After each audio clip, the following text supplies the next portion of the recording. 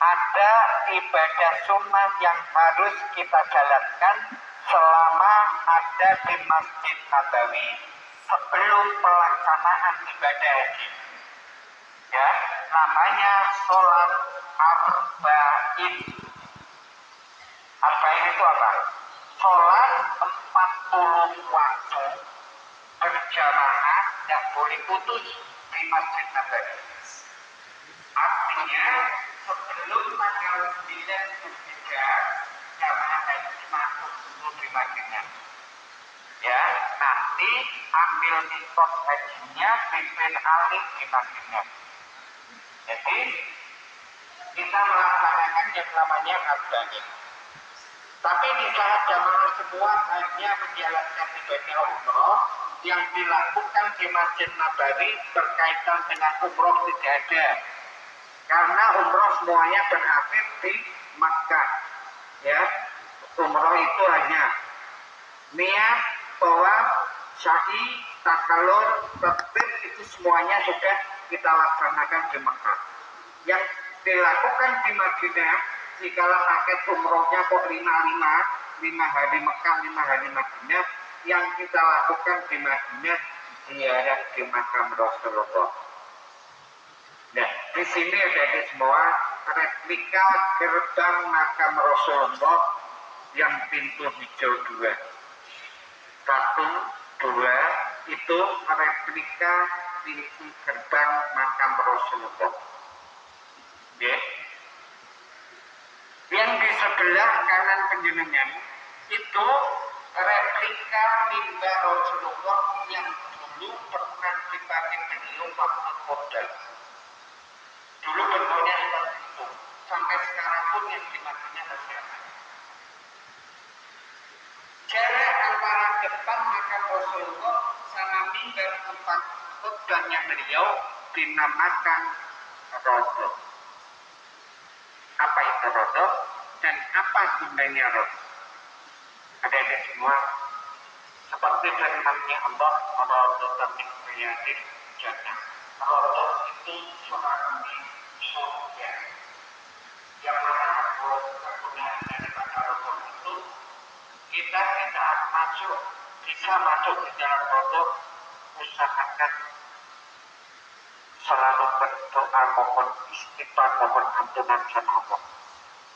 Karena sama halnya kita ada di Masjidil Haram, 1 rakaat kita ada di dalam Rawdah, misalkan kita menjalankan sholat Jumat, 100.000 kebaikan akan kita sama Allah, 100.000 kejelekan kita selama hidup insya Allah akan dihapus sama Allah. Jadi dosa kita akan diampuni sama Allah di saat kita bisa berdoa di dalam Rawdah mohon ampunannya. Jadi di saat kita benar-benar mengunjungi kota suci Mekah dan Madinah, yang perlu kita siapkan lebih awal adalah serah diri kita sama Allah, pengakuan dosa kita sama Allah. Itu yang pertama kita siapkan. Karena dari semua bila sudah kita sadar, di saat kita pertama kali melihat Baitullah, pertama kali kita melihat Ka'bah, yang pernah saya rasakan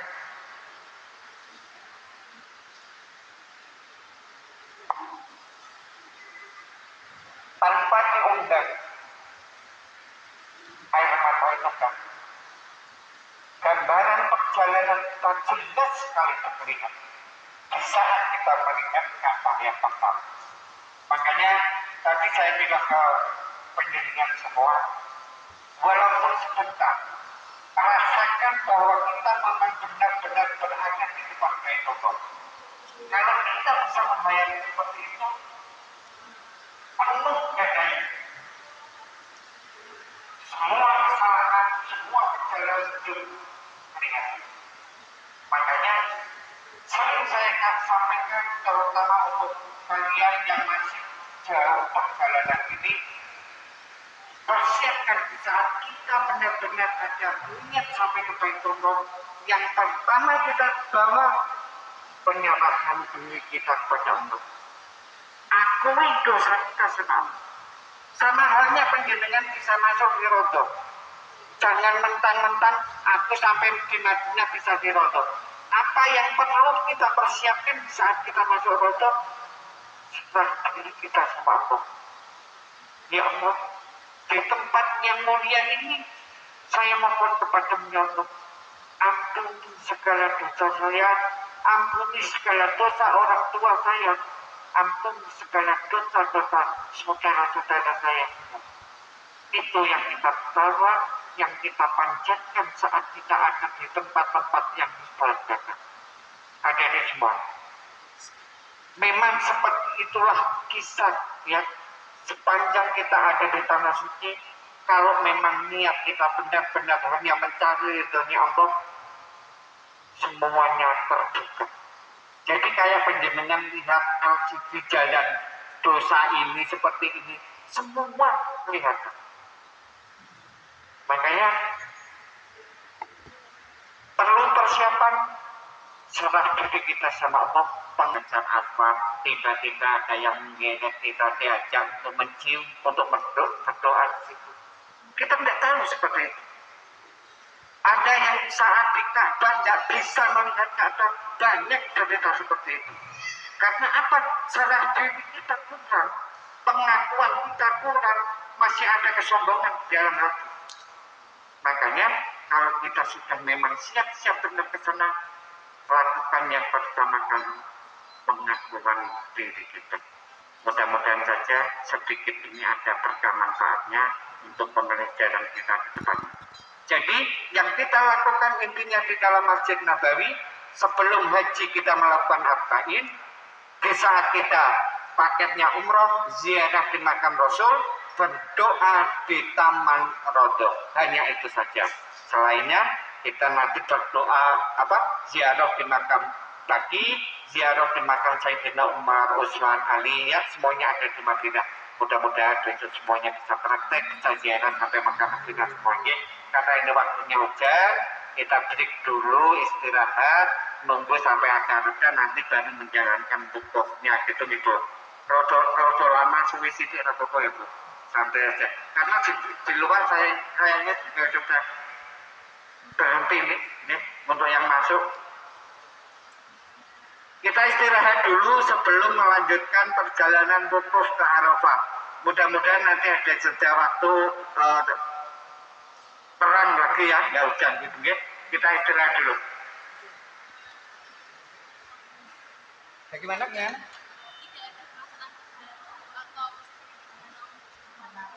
Kenapa? Ini. Adik-adik, kadang kita sampai di Mekah pun tidak merasakan apa-apa, ya.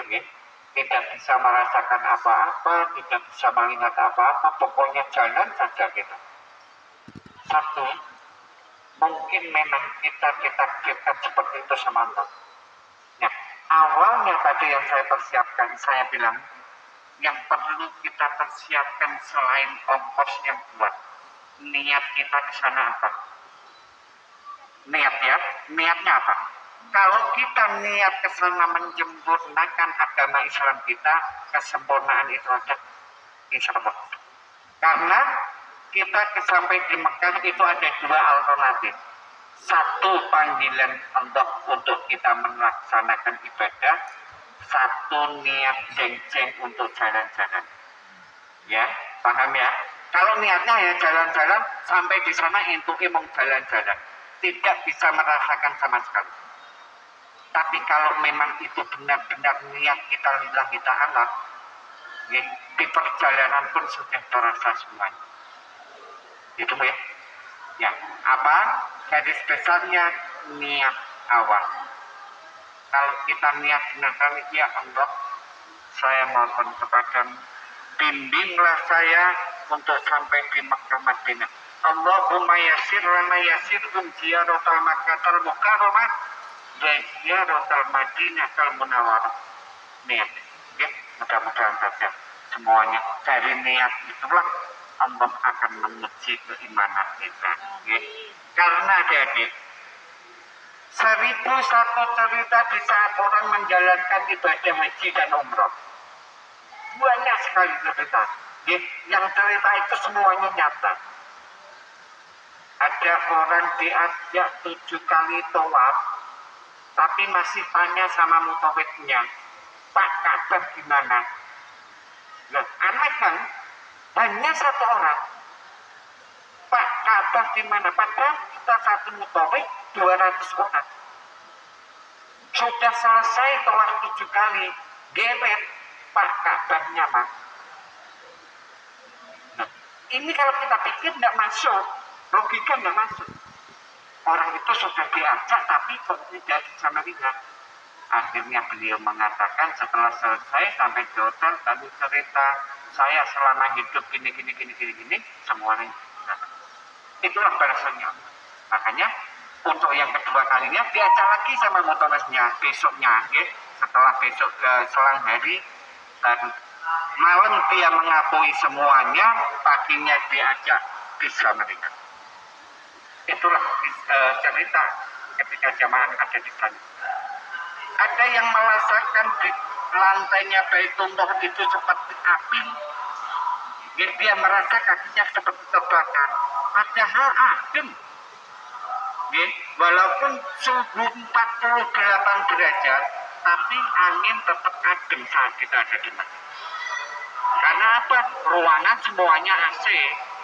Satu AC, kedua memang energi inti buminya lebih besar daripada di sini. Walaupun cuaca suhu panas, tapi kita tidak merasakan panas. Enjoy saja. Ya mudah-mudahan dari niat yang awal itu tadi lah nanti akan membawa kita semua untuk lebih enteng dalam kita mengerjakan ibadah. Jadi seperti yang difirmankan Allah, innama a'malu bin niat. Jadi semua tergantung daripada niat kita. Gitu ya. Mungkin ada yang lagi. Monggo. Tidak apa-apa. Berarti ada pikiran kritis, ada pemikiran yang positif di panjenengan. Tidak apa-apa.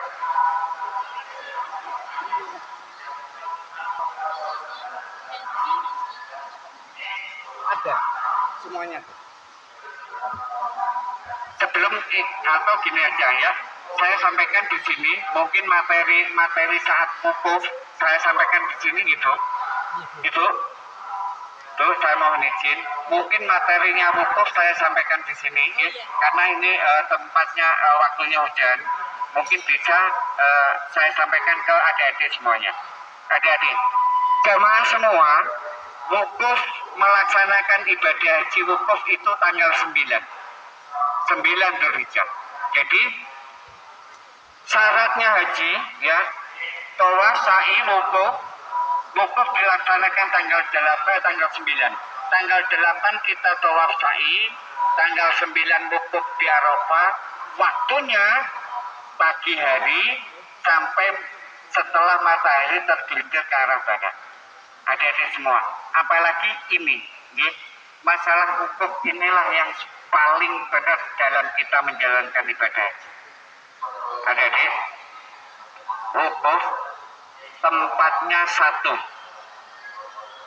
waktunya sehari, di tahun itu juga. Tanggal 8 Dzulhijjah tempatnya di Arafah, waktunya dari jam 9 pagi sampai setelah sholat asar. Kita dikumpulkan dengan puluhan juta orang. Jadi satu. Makanya calon jamaah haji di saat sudah pernah merasakan wukuf di Arafah, itulah nilai haji yang paling sempurna. Karena kita dijadikan satu dengan jutaan umat di satu tempat di waktu yang sama. Mudah-mudahan saja kita semua nanti bisa sampai ke sana di Arafah. Kita di Arafah tanggal 9.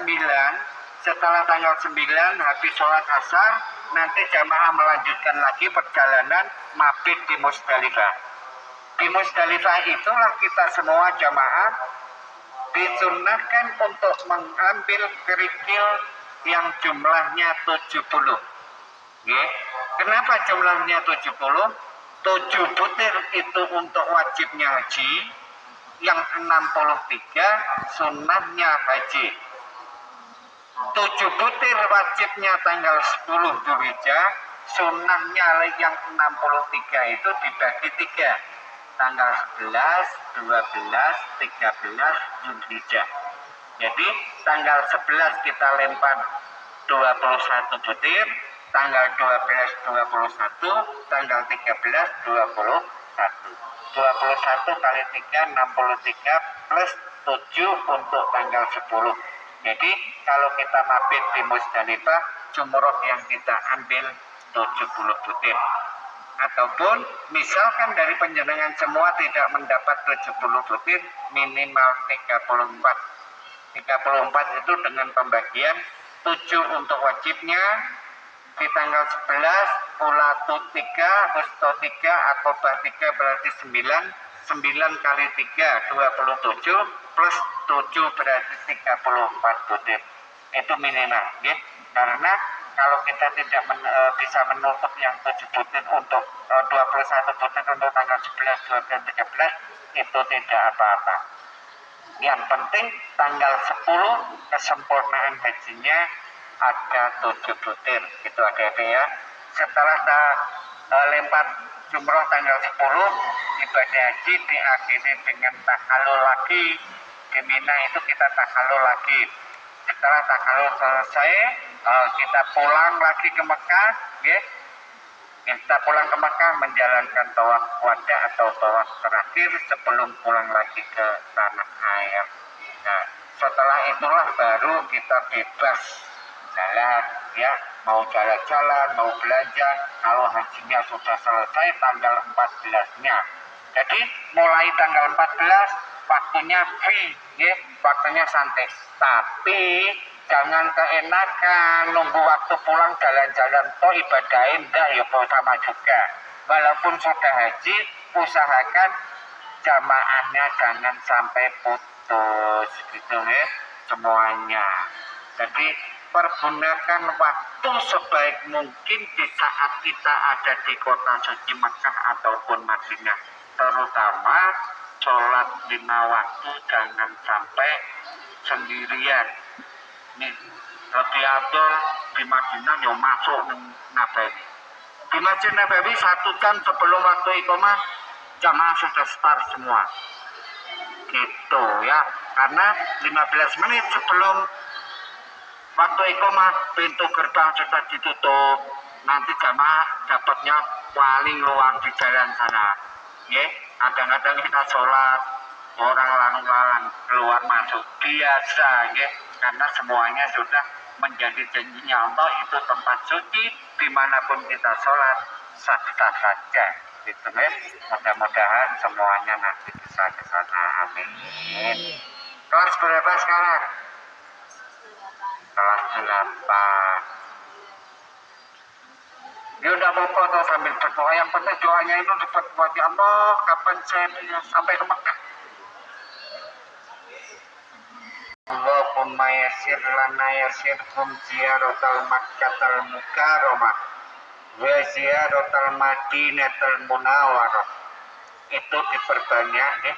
Minimal di maghrib sama subuh 7 kali.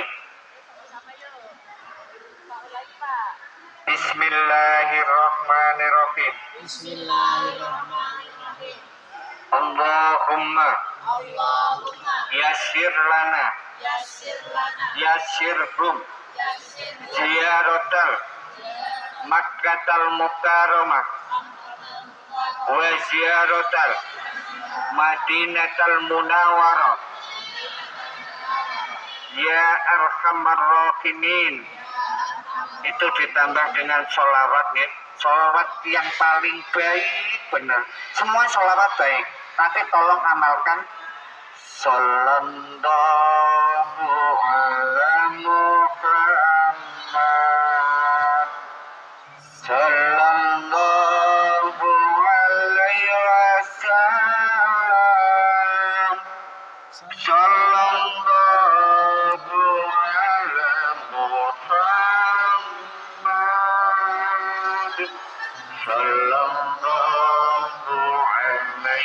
masalah 1000 kali kuat, 1000 kali kuat. Dalam sehari semalam minimal bacalah 1000 kali. Loh, kita nggak tahu kok. Nanti tahu-tahu ada orang, Pak, saya ada tiket umroh, Bapak besok berangkat. Kita nggak tahu kayak gitu. Hikmah dari sholawat, hikmah dari doa seperti itu. Ini pengalaman keluarga saya sendiri seperti itu. Yeah. Makanya saya lemparkan ke penjenengan semua, mudah-mudahan yang mau mengamalkan insya Allah semua diberi jalan kemudian. Karena intinya gini aja. Allah Subhanahu wa Ta'ala tidak mengundang orang kaya untuk menjalankan ibadah umroh dan haji. Intinya seperti itu. Yang Allah kehendaki, yang Allah timbali untuk berangkat haji, orang yang punya niat. Ya masalah rezekinya, Pak, rezeki Gusti Allah saya ngatur kok. Nggih. Jadi yang intinya tadi niat itu dulu. Wong sugih duwite oke, mobile oke, kon umroh mau ape tuku mobil timbangane umroh. Bodoh, nggih. Karena apa? Begitu kita pulang dari umroh, kita rezeki ditambah sama. Yakin itu. Kadang-kadang duitnya wis ditumpuk-tumpuk, hanya umroh 32 juta cek manenan. Ini tuku mobil piro 150 juta. Karena apa? Belum ditinggali kan jongkok kok. Tidak punya niat itu tadi. Tapi di saat kita niatnya kencang, insya Allah ya itu prakteknya. Pak, saya ada tiket umroh buat bapak sekeluarga, besok berangkat tanggal sekian. Kita nggak tahu siapa itu. Itu utusannya Gusti Allah. Rezeki kita lewat beliau, lewat orang itu. 2 bulan yang lalu terjadi sama kakak saya. 2 bulan yang lalu. Beliau memang kebetulan imam di masjid saya, nih, di masjid kesalahan sini. Keinginan itu sudah dari beliau daftar punya keinginan ke Mekah waktu 2010. Kata saya gini, Pak D, insya Allah 2022 penjenengan ke Mekah. Waktu itu omongan dari mana saya juga tahu. Tahu-tahu di bulan Agustus beliau ada saudara yang di Solo, kebetulan ada tiket umroh keluar. Pagi besok tanggal 18 berangkat umroh. Bingung duit dari mana untuk umroh? Semuanya sudah disiapkan. Karena apa? Beliau memang sudah niat.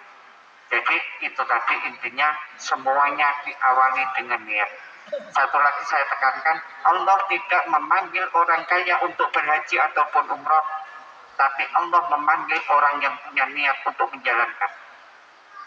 Kalau itu sudah kuat di hati kita tidak usah takut gitu. Min haitsu la yahtasib, dari mana rezeki itu kita nggak tahu, Allah membukakan semuanya. Mudah-mudahan saja nih agen poin to. Saya Gusti Allah iso pindah umroh haji ngoten. Amin. Mun terang dereng, Bu.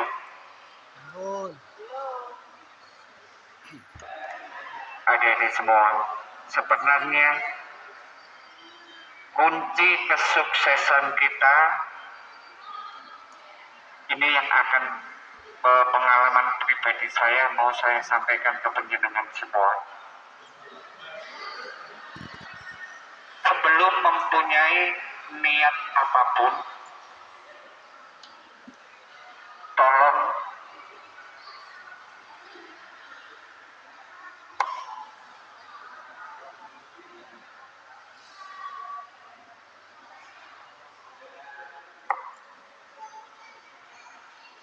minta maaf akan itu kita.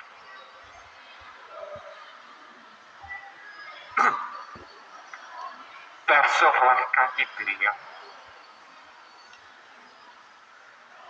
Dan jangan sekali-sekali Anda berani membentak satu kata pun sama itu.